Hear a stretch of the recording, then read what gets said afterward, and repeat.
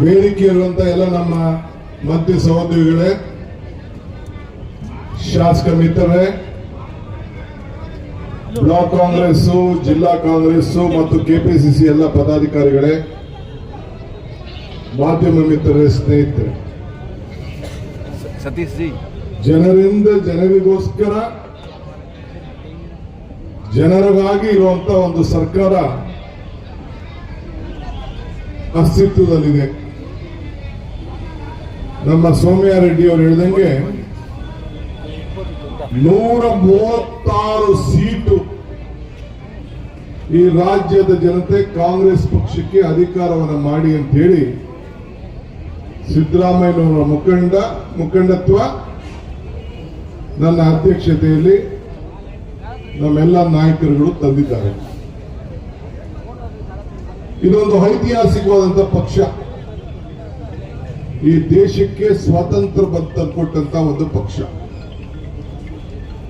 British ಅವರು ಈ ಪಕ್ಷವನ್ನ ತೆಗೆದುಹಾಕಬೇಕು, ಕಾಂಗ್ರೆಸ್ನ ಕಿತ್ತಾಕ್ಬೇಕು ಅಂತೇಳಿ 200 ವರ್ಷ ಪ್ರಯತ್ನವನ್ನ ಮಾಡಿದ್ರು ಕೂಡ ಬ್ರಿಟಿಷ್ ಅವ್ರ ಕೈಲಿ ಕಿತ್ತಾಕಕ್ಕಾಗಲಿಲ್ಲ. ಈ ಕಾಂಗ್ರೆಸ್ ಪಕ್ಷದ ಕುಡಿ ಇಡೀ ದೇಶ ಉದ್ದಕ್ಕೂ ಕೂಡ ಬೆಳ್ಕೊಂಡು ಬರ್ತಾ ಇದೆ. ದೊಡ್ಡ ಇತಿಹಾಸ ನಿಮ್ಮಲ್ಲಿದೆ. ನಿಮಗೆ ಈ ರಾಷ್ಟ್ರಧ್ವಜ ಕೊಟ್ಟಿದೆ, ನಿಮಗೆ ಸಂವಿಧಾನ ಕೊಟ್ಟಿದೆ, ಪ್ರಜಾಪ್ರಭುತ್ವ ಕೊಟ್ಟಿದೆ, ಎಲ್ಲ ಕೂಡ ಇವತ್ತು ಕೊಟ್ಟು ಯಾರಿಗಾರು ಒಂದು ಅಧಿಕಾರ ಸಿಕ್ಕಿದೆ ಅಂದ್ರೆ ಈ ಗವರ್ನರ್ ಅವರು ಇವತ್ತು ಏನು ನಮ್ಮ ಮುಖ್ಯಮಂತ್ರಿಗಳ ಮೇಲೆ ಪ್ರಾಸಿಕ್ಯೂಷನ್ ಕೊಟ್ಟಿದ್ದಾರೆ, ಆ ಪ್ರಾಸಿಕ್ಯೂಷನ್ ಕೊಟ್ಕೊಂಡು ಆ ಗವರ್ನರ್ ಸ್ಥಾನ ಕುರ್ಚಿ ಕೊಟ್ಟಿರಲು ಕಾಂಗ್ರೆಸ್ ಸರ್ಕಾರ, ಪ್ರಜಾಪ್ರಭುತ್ವ, ನಾವು ಕೊಟ್ಟಿರುವಂತಹ ಒಂದು ಸಂವಿಧಾನದ ಹಕ್ಕು ಇವತ್ತು ನಮಗೆ ಅದನ್ನ ಉಪಯೋಗಿಸಿಕೊಂಡು ದುರುಪಯೋಗವನ್ನ ಮಾಡ್ತಾ ಇದ್ದಾರೆ. ಅದಕ್ಕೆ ನಾವು ಪ್ರತಿಭಟನೆಯನ್ನ ಇವತ್ತು ನಾವು ಮಾಡ್ತಾ ಇದ್ದೇವೆ. ನಾನು ಗವರ್ನರ್ ಅವರು ಕೇಳ್ತಾ ಇದ್ದೀನಿ, ನೀವೇ ನಮ್ಗೆ ಈ ಸರ್ಕಾರಕ್ಕೆ ಬೋಧನೆ ಮಾಡಿದ್ರಿ. ಯಾಕೆ ಬೋಧನೆ ಮಾಡಿದ್ರಿ? ಜನ ಆಯ್ಕೆ ಮಾಡಿ ನಮ್ಮನ್ನ ಕಳಿಸ್ಕೊಟ್ಟಿದ್ದಾರೆ ಅಂತ ಹೇಳಿ ಎಲ್ಲ ನಮ್ಮ ಮಂತ್ರಿಮಂಡಲದ ಎಲ್ಲ ಸದಸ್ಯರಿಗೆ ಬೋಧನೆ ಮಾಡಿ ನಮ್ಮ ಸರ್ಕಾರನ ರಚನೆ ಮಾಡಿ ಆದೇಶ ಹೊರಡಿಸಿದ್ರಿ. ಈಗ ಯಾಕೆ ಈ ಒಳಸಂಚು ನಡೆಸ್ತಾ ಇದ್ದೀರಿ? ಯಾಕೆ ಈ ಒಳಸಂಚು? ನಿಮಗೆ ಕೊಟ್ಟಿರೋದು ಸಂವಿಧಾನದ ಜವಾಬ್ದಾರಿ, ಪ್ರಜಾಪ್ರಭುತ್ವದ ವ್ಯವಸ್ಥೆಯಲ್ಲಿ ಇರುವಂತಹ ಒಂದು ಶಕ್ತಿ ಮೇಲೆ ಆ ಸಂವಿಧಾನವನ್ನು ನೀವು ಕಾಪಾಡಬೇಕೇ ಹೊರತು ಸಂವಿಧಾನವನ್ನ ವಿರೋಧಿ ಮಾಡಿಕೊಂಡು, ಸಂವಿಧಾನವನ್ನ ದುರುಪಯೋಗವನ್ನು ಮಾಡಿಕೊಂಡು ಆ ಕುರ್ಚಿಗೆ ಕಳಂಕ ತರಬಾರದು ಅನ್ನೋ ದೃಷ್ಟಿಯಿಂದ ಇವತ್ತು ನಿಮಗೆ ನಾವು ಸಲಹೆಯನ್ನು ಕೊಡ್ಲಿಕ್ಕೆ ನಾವು ಈ ಹೋರಾಟವನ್ನು ನಾವು ಮಾಡ್ತಾ ಇದ್ದೇವೆ. ನಮ್ಮ ಸರ್ಕಾರ, ಮುಖ್ಯಮಂತ್ರಿಗಳು ಏನ್ ಮಾಡಿದ್ದಾರೆ? ನೀವು ಹೇಳಿದ್ದೀರಿ ಅಗಾರವಾದಂತಹ ಆರೋಪಗಳು ನನಗೆ ಗೊತ್ತಾಗಿದೆ ಅಂತ ತಿಳಿಸಿದ್ದಾರೆ. ಏನ್ ಗೊತ್ತಾಗಕ್ಕೆ ಏನಾದ್ರು ನಿಮ್ಗೆ ಎನ್ಕ್ವೈರಿ ಮಾಡಿದ್ದೀರಾ? ಇಲ್ಲ ಯಾರು ಎನ್ಕ್ವೈರಿ ಮಾಡಿ ಏನಾದ್ರು ಒಂದು ರಿಪೋರ್ಟ್ ಕೊಟ್ಟಿದ್ದಾರಾ? ಅಧಿಕಾರಿಗಳು ಕೊಟ್ಟಿದ್ದಾರೋ, ಲೋಕಾಯುಕ್ತ ಕೊಟ್ಟಿದ್ದಾರೋ? ಯಾರು ಕೊಟ್ಟಿದ್ದಾರೆ ನಿಮ್ಗೆ? ಗವರ್ನರ್ ಸಾಹೇಬ್ರೆ, ಇವತ್ತು ನಾವು ಕ್ಯಾಬಿನೆಟ್ ನಲ್ಲಿ 4 ಜನ ಮಾಜಿ ಮಂತ್ರಿಗಳು, ಒಬ್ಬ ಮಾಜಿ ಮುಖ್ಯಮಂತ್ರಿ, ಅವರ ಮೇಲೆ ತನಿಖೆಯನ್ನ ಮಾಡಿ ಧೀರವಾದಂತಹ ಸುಪ್ರೀಂ ಕೋರ್ಟ್ ಅಲ್ಲೂ ಕೂಡ ಆದೇಶ ಕೊಟ್ಟು ತನಿಖೆ ಮಾಡಿ ಇವರು ಕಳಂಕಿತರಾಗಿದ್ದಾರೆ, ಅದಕ್ಕೆ ಅನುಮತಿ ಕೊಡಿ ಅಂತ ಕೇಳಿ ಕಳಿಸಿದ್ರೆ ಯಾರು? ಲೋಕಾಯುಕ್ತವರು. ನಾವೆಲ್ಲ ಕಳಿಸಿರೋದು ತನಿಖೆ ಮಾಡಿ ಲೋಕಾಯುಕ್ತದವರು. ಅದನ್ನ ಏನು ನೀವು ಶೋಭಾ ಅಂತೀನಿ, ಯಾರು ಜೊಲ್ಲೆಯವರು, ಇರಾಣಿ, ಇವರು ಜನಾರ್ದನ್ ರೆಡ್ಡಿ, ಮತ್ತೆ ಜನತಾದಳದ ಅಗ್ರಗಣ್ಯ ನಾಯಕ ನವರಂಗಿ ಆ?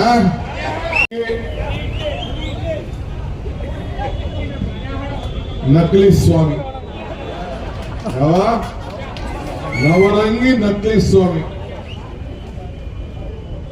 ಬರೀ ಬುರುಡೆ ಬಿಟ್ಕೊಂಡು ಅವನ ಮೇಲೆ ಆ ನವರಂಗಿ ನಕಲಿ ಸ್ವಾಮಿ ಮೇಲೆ ಮುಖ್ಯಮಂತ್ರಿಗಳಾಗಿದ್ದಂತ ಸಂದರ್ಭದಲ್ಲಿ ಅಧಿಕಾರ ನೀನು ದುರುಪಯೋಗ ಮಾಡ್ಕೊಂಡಿದ್ಯಾ ಅಂತ ಲೋಕೋಪಯೋಗಿ ಇದು ಲೋಕಾಯುಕ್ತ ಮಾಡಿ ತನಿಖೆ ಮಾಡಿ ಕಳಿಸಿದ್ರೆ ಗವರ್ನರ್ ಸಾಹೇಬ್ರೆ ಯಾಕೆ ನೀವು ಪ್ರಾಸಿಕ್ಯೂಷನ್ ಪರ್ಮಿಷನ್ ಕೊಡ್ಲಿಲ್ಲ? ಅದು ಬಿಟ್ಟು ಒಂದೇ ದಿನದಲ್ಲಿ ಅಬ್ರಾಮ್ ಅರ್ಜಿ ಕೊಟ್ಟ ಸಾಯಂಕಾಲ ಮಧ್ಯಾಹ್ನ ಇನ್ನ ನೋಡ್ಲೇ ಇಲ್ಲ ನೀವು. ನಾವು ರಿಪ್ಲೈ ಕೊಟ್ಟಿದ್ದೀವಿ, ಅದು ಓದಿಲ್ಲ ನೀವು. ತಕ್ಷಣ ನೀವು ಶೋಕಾಸ್ ನೋಟಿಸ್ ಅನ್ನು ಕೊಟ್ಟಿದ್ದೀರಿ. ಒಂದು ಈ ಸಂದರ್ಭದಲ್ಲಿ ಹೇಳಲಿಕ್ಕೆ ನಾನು ಬಯಸ್ತಾ ಇದ್ದೇನೆ, ಈ ಸರ್ಕಾರ ಈ ನಾಯಕರುಗಳು 10 ತಿಂಗಳಲ್ಲಿ ಕಿತ್ತಾಕ್ತೀನಿ ಅಂತ ಏನು ಹೊರಟಿದ್ದಾರೆ ಬಿಜೆಪಿಯವರು, ನಿಮ್ಮನ್ನ ಉಪಯೋಗಿಸಿಕೊಂಡು ಏನೋ ಪ್ರಯತ್ನ ಮಾಡ್ತಾ ಇದ್ದಾರೆ. 10 ಜನ್ಮ ತಾಳಿದ್ರು ಸಾಧ್ಯ ಇಲ್ಲ. 10 ವರ್ಷ ಈ ಸರ್ಕಾರ ಬಲಿಷ್ಠವಾಗಿರ್ತದೆ. ಮಂತ್ರದಿಂದ ಮಾವಿನಕಾಯಿ ಉದುರಿಸಲಿಕ್ಕೆ ಸಾಧ್ಯ ಇಲ್ಲ. 7 ಕೋಟಿ ಜನತೆಯ ಪರವಾಗಿ ಆಶೀರ್ವಾದ ಕೊಟ್ಟು 136 ಜನನ ಕಳಿಸಿ ಇವತ್ತು ಆಯ್ಕೆಯಾಗಿ ಈ ರಾಜ್ಯದ ಜನತೆಯ ಸೇವೆಯನ್ನು ಮಾಡ್ತಾ ಇದ್ದೀವಿ. ನಿಮ್ಗೆ ಅಸೂಯೆ ಏನಪ್ಪಾ ಅಂದ್ರೆ 5 ಗ್ಯಾರಂಟಿ ಈ ಬಡವರ ಪರವಾಗಿ ಒಬ್ಬ ಹಿಂದುಳಿದ ವರ್ಗದ ನಾಯಕ, ಒಬ್ಬ ಶೋಷಿತ ವರ್ಗದ ಒಬ್ಬ ನಾಯಕ, ಇಂಥ ಅವರ ಮುಖಂಡತ್ವದಲ್ಲಿ ಅವರು ಮುಖ್ಯಮಂತ್ರಿ ಆಗಿದ್ದಾಗ ಈ 5 ಗ್ಯಾರಂಟಿ ಕೊಟ್ಟು ಜನರ ಹೃದಯವನ್ನ ಕೊಟ್ಬಿಟ್ಟು ಗೆದ್ದಿದ್ದಾರಲ್ಲ ಅಂತೇಳಿ ನನಗ್ ಸಿಕ್ಲಿಲ್ಲ ಅಂತೇಳಿ ಕೈ ಒಸಕೊಂಡು ಹೊಡೆದಾಡ್ತಾ ಇದ್ರು. ನನ್ನ ಸೋದರಿ ನಮ್ಮ ಸೌಮ್ಯ ಹೇಳ್ತಿದ್ದು ಅದೇನೋ ಹೊಟ್ಟೆ ಊರಿಗೆ ಔಷಧಿ ಇಲ್ಲ ಅಂತ. ಹೊಟ್ಟೆ ಊರಿಗೆ ಅಲ್ಲ ಕಣಮ್ಮ, ಹೊಟ್ಟೆ ಊರಿಗೆ ಔಷಧಿ ಇದೆ, ಅಸೂಯೆಗೆ ಮದ್ದಿಲ್ಲ. There is no medicine for jealousy. ಹೊಟ್ಟೆವರಿಗೆ ಬಂದ್ರೆ ಬೇಕಾದ್ರೆ ಮೆಡಿಸಿನ್ ಕಳ್ಸ್ಕೊಂಡು ಡಾಕ್ಟರ್ಗಳಿದ್ದಾರೆ. ಈ ಜಲಸಿ ಇದೆಯಲ್ಲ, ಈ ಜಲಸಿಗೆ ಮೆಡಿಸಿನ್ ಇಲ್ಲ. ಹಂಗೆ ಇವ್ರಿಗೆಲ್ಲ ಜಲಸಿ ಬಂದ್ಬಿಟ್ಟಿದೆ. ಸೊ ಅದರಿಂದ ನಾವು ಯಾರು ತಲೆ ಕೆಡಿಸ್ಕೊಳ್ಬೇಕಾದಿಲ್ಲ. ಮುಖ್ಯಮಂತ್ರಿ ರಾಜೀನಾಮೆ ಕೊಡೋ ಪ್ರಶ್ನೆ ಬರುವುದಿಲ್ಲ. ಏನ್ ಬೇಕಾದ್ರೂ ಮಾಡ್ಕೊಳ್ಳಿ, ಈ ಸರ್ಕಾರ ಉಳಿಸ್ಕೊಳ್ತೀವಿ. ಈ ಸರ್ಕಾರ ರಾಜ್ಯದ ಜನತೆ ಸೇವೆಯನ್ನು ನಾವು ಮಾಡ್ತೀವಿ. ಮುಖ್ಯಮಂತ್ರಿಗಳಿಗೆ ಡಿ.ಕೆ. ಶಿವಕುಮಾರ್ ಒಬ್ಬನೇ ಅಲ್ಲ, ಇಡೀ ನಮ್ಮ ಪಕ್ಷ, ಇಡೀ ದೇಶದಲ್ಲಿ ಇಂಡಿಯಾ ಒಕ್ಕೂಟ ಮತ್ತು ಹಳ್ಳಿಯ ಕಟ್ಟ ಕಡೆಯ ಒಬ್ಬ ಕಾರ್ಯಕರ್ತ, ಒಬ್ಬ ಮತದಾರರಿಂದ ಹಿಡಿದು ಅವ್ರಿಗೆ ಆಶೀರ್ವಾದವನ್ನ ಮಾಡಿ ಇವತ್ತು ರಕ್ಷಣೆ ಮಾಡ್ತಾರೆ. ನನಗೆ ನ್ಯಾಯಾಲಯದಲ್ಲಿ ನಂಬಿಕೆ ಇದೆ. ಇವತ್ತು ಅವರು ಇವತ್ತು ಪ್ರಾಸಿಕ್ಯೂಷನ್ ಆರ್ಡರ್ ಕೊಟ್ಟಿದ್ದಾರೆ, ಅದನ್ನ ಧಿಕ್ಕರಿಸಿ ನಮ್ಗೆ ನ್ಯಾಯವನ್ನು ಒದಗಿಸ್ಕೊಡ್ತಾರೆ ಅಂತೇಳಿ ನಮ್ಗೆ ನಂಬಿಕೆ ಇದೆ. ಇವತ್ತು ನಾನು ತಮ್ಗೆ ಹೇಳೋದಿಷ್ಟೇ, ಈ ದೇಶದ ಜನತೆ ಬಹಳ ಸಂಭ್ರಮದಿಂದ ನಮ್ಮ ಒಂದು ಸರ್ಕಾರದ ನಮ್ಮ ಕಾರ್ಯಕ್ರಮಗಳಿತ್ತು ಅದನ್ನು ನೋಡಿ ಬಿಜೆಪಿಯವರು ಕೂಡ ಕರ್ನಾಟಕ ಮಾಡೆಲ್ ಅಂತ ಹೇಳಿ ಅವರು ನಮ್ಮ ಸರ್ಕಾರದ ಕಾರ್ಯರೂಪವನ್ನು ಮಾಡ್ತಾ ಇದ್ದಾರೆ. ಅದನ್ನ ನಿಮ್ ಕೈಯಲ್ಲಿ ಸಹಿಸಕ್ ಆಗ್ತಾ ಇಲ್ಲ. ಆದ್ರಿಂದ ನಾನು ಈ ಸಂದರ್ಭದಲ್ಲೂ ಬಹಳ ಜನ ನಾಯಕರುಗಳು ಇವತ್ತು ಮಾತಾಡಿದ್ದಾರೆ. ನಾನು ಹೇಳೋದಿಷ್ಟೇ, ನಮ್ಮ ಹೋರಾಟ ಇಲ್ಲಿಗೆ ಮುಗಿಯುವುದಿಲ್ಲ. ನಮ್ಮ ಹೋರಾಟ ನಮ್ಮದೇ ಆದಂತ ರೀತಿಯಲ್ಲಿ ನಾವೆಲ್ಲ ಶಾಸಕರುಗಳ ಚರ್ಚೆಯನ್ನು ಮಾಡಿ ನಮ್ಮ ಹೋರಾಟವನ್ನು ಮುಂದುವರಿಸ್ತೇವೆ. ಇದೇ ಸರ್ಕಾರನ ಯಾರು ಕೂಡ ಕಿತ್ತಾಕ್ಲಿಕ್ಕೆ ಸಾಧ್ಯ ಇಲ್ಲ.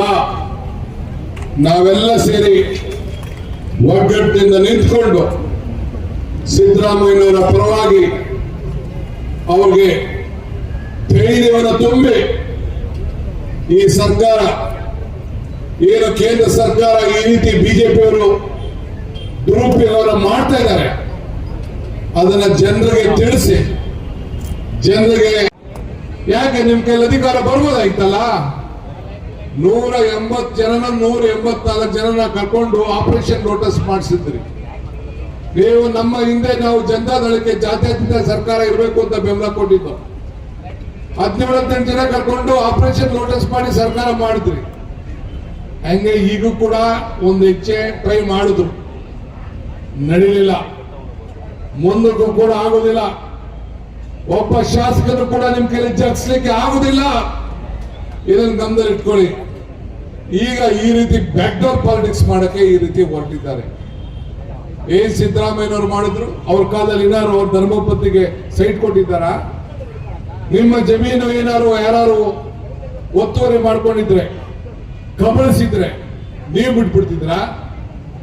ಅವರು ಸರ್ಕಾರಕ್ಕೆ ಮನವಿ ಕೊಟ್ಬಿಟ್ಟು ನನ್ನ ಜಮೀನನ್ನ ಖರೀದಿ ಮಾಡಿದ್ದ ಜಮೀನು ನನಗೆ ನಮ್ಮ ಅಣ್ಣ ಮಾಡಿದ್ರು, ದಾನ ಕೊಟ್ಟಿದ್ದಾರೆ, ಅಷ್ಟಕ್ಕೆ ಬಂದಿದ್ದಾರೆ, ಕಬಳಿಸಿದ್ದೀರಿ, ಅದಕ್ಕೆ ಪರಿಹಾರ ಕೊಡಿ ಅಂತ ಕೇಳಿದ್ದಾರೆ. ಅಲ್ಲಿ ಕೊಡಿ ಇಲ್ಲಿ ಕೊಡಿ ಅಂತ ಏನಾದ್ರು ಕೇಳಿದಾರ? ಇರೋಂತ ಒಂದು ಕಾನೂನಿನ ಚೌಕಟ್ಟಿನಲ್ಲಿ ನೀವು ಕೊಟ್ಟಿದ್ದೀರಿ. ಇಲ್ಲಿ ಸೈಟ್ ಕೊಡಿ ಅಲ್ಲಿ ಸೈಟ್ ಕೊಡಿ ಅಂತ ಏನಾದ್ರು ಕೇಳಿದಾರ? ಅವ್ರು ಕೊಟ್ಟಿದ್ದಾರೆ. ಕೊಟ್ಟಿರೋದ್ನ ನಿಮ್ಮ ಬಿಜೆಪಿ ಇದ್ದಾಗೆ ನೋಡ್ಬಿಟ್ಟು ಬಿಜೆಪಿ ಅವರು ಏನ್ ಮಾಡ್ತಿದ್ರು, ಬಿಜೆಪಿ ಸರ್ಕಾರ ಏನ್ ಮಾಡ್ತಾ ಇದ್ರು, ಸಾವಿರಾರು ಸೈಟ್ಗಳನ್ನ ಈ ರೀತಿ ಹಂಚಿದ್ದಾರೆ. ಆ ರೀತಿ ಆ ಹೆಣ್ಮಗಳಿಗೆ ಪಾರ್ವತಮ್ಮನವ್ರಿಗೆ ಸೈಟ್ಗಳನ್ನ ಕೊಟ್ಟಿದ್ದಾರೆ. ಏನಾರು ಸಿದ್ದರಾಮಯ್ಯನವರು ಅವರ ಪೆನ್ನು ಅವರ ಪೇಪರ್ ಅವರ ಅಧಿಕಾರದಲ್ಲಿ ಏನಾರು ಇಂಥ ದುರುಪಯೋಗ ಮಾಡಿಬಿಟ್ಟು ಏನಾರು ಇದ್ದಿದ್ರೆ ಪರವಾಗಿಲ್ಲ. ದುರುಪಯೋಗನೇ ಆಗಿಲ್ಲ, ಮಾಡಿದೆಲ್ಲ ಬಿಜೆಪಿಯವರು. ಇವತ್ತು ನಮ್ಮ ಮೇಲೆ ಇಂಥ ಮಸಿಯನ್ನ ಬಳಸಲಿಕ್ಕೆ ಪ್ರಯತ್ನವನ್ನ ಮಾಡ್ತಾ ಇದ್ದಾರೆ. ಯಾವ ಕಾರಣಕ್ಕೂ ಜಗ್ಗೋದೂ ಇಲ್ಲ, ಬಗ್ಗೋದೂ ಇಲ್ಲ, ಎದುರೋದೂ ಇಲ್ಲ. ಈ ಮಾತನ್ನ ಈ ಸಂದರ್ಭದಲ್ಲಿ ಹೇಳಿ ಹೋರಾಟಕ್ಕೆ ನಾವೆಲ್ಲ ಸಜ್ಜವಾಗಿದ್ದೇವೆ. ಏನು ಗವರ್ನರ್ ಅವರು, ನೀವು ಈ ಗವರ್ನರ್ನ ಸಂವಿಧಾನ ಹುದ್ದೆ, ಈ ಬಿಜೆಪಿ ಏಜೆಂಟ್ ಆಗಿ ನಿಮ್ಮ ಸ್ಥಾನಕ್ಕೆ ಅಗೌರವ ಬರ್ತದೆ.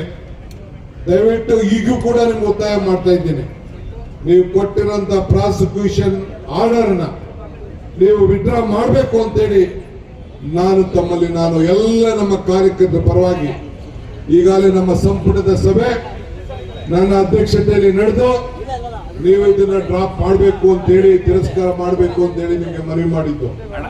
ಅದನ್ನು ನೀವು ತಿರಸ್ಕರಿಸಿ ಇವತ್ತು ಆದೇಶ ಕೊಟ್ಟಿದ್ದೀರಿ. ಇವತ್ತು ಕೂಡ ನಿಮ್ಗೆ ನಾನು ಮನವಿ ಮಾಡ್ತಾ ಇದ್ದೇನೆ, ನೀವು ಕೊಟ್ಟಿರುವಂತ ಆದೇಶ ಮರುಪರಿಶೀಲನೆ ಮಾಡಿ ವಾಪಸ್ ತೆಗೆದುಕೊಳ್ಬೇಕು ಅಂತೇಳಿ ಇಲ್ಲಿ ಒತ್ತಾಯವನ್ನು ನಾನು ಮಾಡ್ತೇನೆ.